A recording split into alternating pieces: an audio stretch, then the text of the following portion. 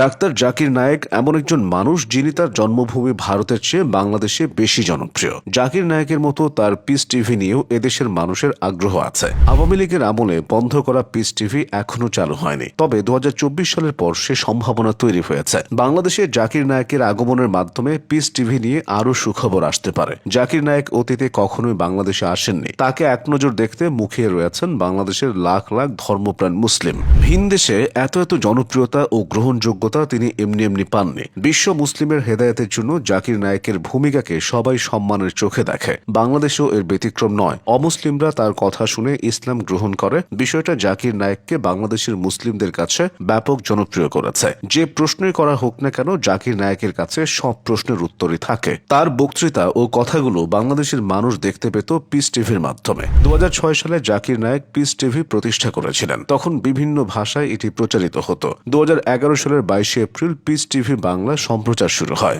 এরপর বাংলাদেশে জাকির নায়েক ও তার এ টিভির জনপ্রিয়তা বাড়তে থাকে। 2016 সালের জুলাই পর্যন্ত এটির সম্প্রচার চালু ছিল, কিন্তু হলি আর্টিজান হামলার পর তৎকালীন আওয়ামী লীগ সরকার পিস টিভির স্যাটেলাইট ও অনলাইন সিগন্যাল বন্ধ করে দেয়। অভিযোগ ছিল ওই ঘটনায় এক অভিযুক্ত জাকির নায়েকের বক্তৃতায় অনুপ্রাণিত ছিলেন। হোলি আর্টিজানের ঘটনাটির পর দিল্লি থেকেও জাকির নায়েকের উপর অনুসন্ধান চালানো হয় এবং ভারতেও পিস টিভির সম্প্রচার বন্ধ করা হয়। নিষিদ্ধ করা হয় তার প্রতিষ্ঠিত ইসলামিক রিসার্চ ফাউন্ডেশন। সে সময় ভারত ছাড়েন জাকির নায়েক। ভারত থেকে চলে যাওয়ার পর তিনি মালয়েশিয়ায় বসবাস শুরু করেন। মালয়েশিয়া সরকারও তাকে রাজনৈতিক আশ্রয় প্রদান করে। এরপর সৌদি আরবও জাকির নায়েককে তাদের নাগরিকত্ব দিয়েছিল, কিন্তু 2016 সাল থেকে আর ভারতে ফেরা হয়নি জাকির নায়েকের। বর্তমানে তিনি মালয়েশিয়ার পুত্রজায়া এলাকায় রয়েছেন। তাকে গ্রেফতারের জন্য মালয়েশিয়া প্রশাসনের কাছে ভারত সরকারের পক্ষ থেকে আবেদনও জানানো হয়েছিল, কিন্তু ইন্টারপোল নোটিশ না জারি করার কারণে তা সম্ভব